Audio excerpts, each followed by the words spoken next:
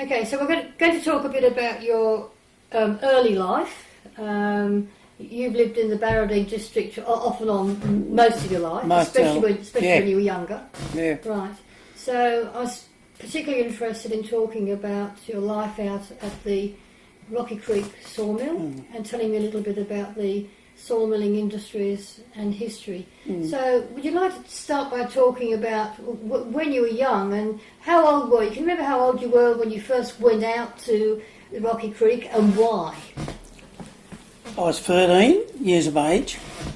Dad got the job as engine driver at Rocky Creek, and we moved out there to live. Stayed on there. And we had correspondence for school. There was no school and nothing there. It was quite a pleasant place in those days, Rocky Creek. I had a good heap of people. Did you want me to name the workers? If you got names and you remember how many, that would be wonderful. Yeah, well, in those days, my dad was the engine driver. Henry Schwabber was the manager of the sawmill.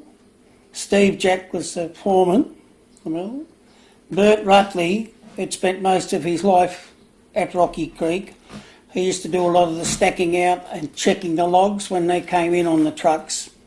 They had to take the numbers down that the cutters had marked on so they could be paid for that amount. And we had, working on the dump at that time, we had a little bloke called Harry Martin, who later cut his hand off on the breaking down bench. Harry? Yeah, on most of his hand, like all his fingers and that went. A little New Zealand bloke. He came there riding a push bike.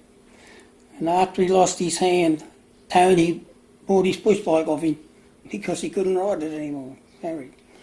And then we had Arthur Wadley and Tom Sutherland with the two log cutters, Tommy Burrows and Walter McCullum. Tommy was a benchman and Walter was a tailor out. Two the best. Tom was also the local bookmaker.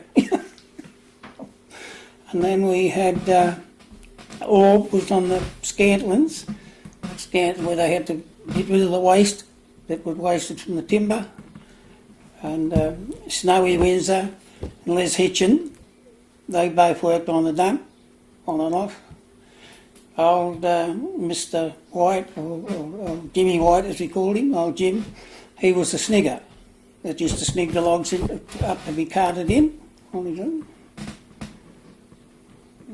They used to come from Kennybrae out in his dray. He had a Robin. He used to drive her in and out on the dray at weekends, and he'd take her out of the dray and use her for snigging all the week and put her take her back into town, you know.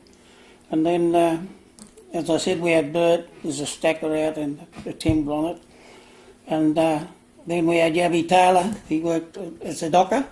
The docker was the one that cut the lengths on the timber as it was loaded on.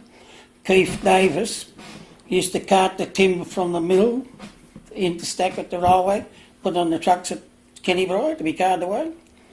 And as I said, Les and Mary, they lived there at Rocky Creek. Next to them, Arthur Clark. Arthur was a bit of a handy man. They'd put him out in the bush cutting logs or put him on the mill, round, working on the mill, sort of thing. And Yabby, we had Yabby Taylor. So Yabby used to come up and give a bit of a hand on the stacking and docking and everything.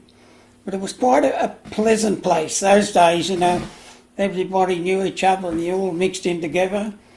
And George Rutley, he used to work in the bush a lot, log cutting, and he also worked on the mill, young George. But his family were reared there on that creek. As I said, Steve was the foreman and Isabel his wife, and they had the two kids there. We had no schooling. The only schooling we had was at the correspondence, you know, at the time. Tony and I and Gary, we worked in the forest cutting logs. I was just turning 14, and Tony and Gary were just on 13. And we went out, we were cutting logs for a while. Then we were put out of the scrub because we were too young. and they threatened to take Jack Underwood's licence off him if he kept us in the scrub cutting logs. So Jack then gave us the job on weekends cleaning the sawmill. We used to get £2 to get rid of all the sawdust and scrap and everything from the mill over the weekend to have it ready for the Monday morning on the thing, yeah. And with the shower at the mill, they had the shower, the tank stand was done in, and the shower was on the mill. And most of the people on there used the hot water from the steam. They used to, from the engine, they'd always had the hot water running from there. And that was when most of us showered in the thing, because most of the houses didn't have bathrooms or anything like that. You just had the big tub of wash.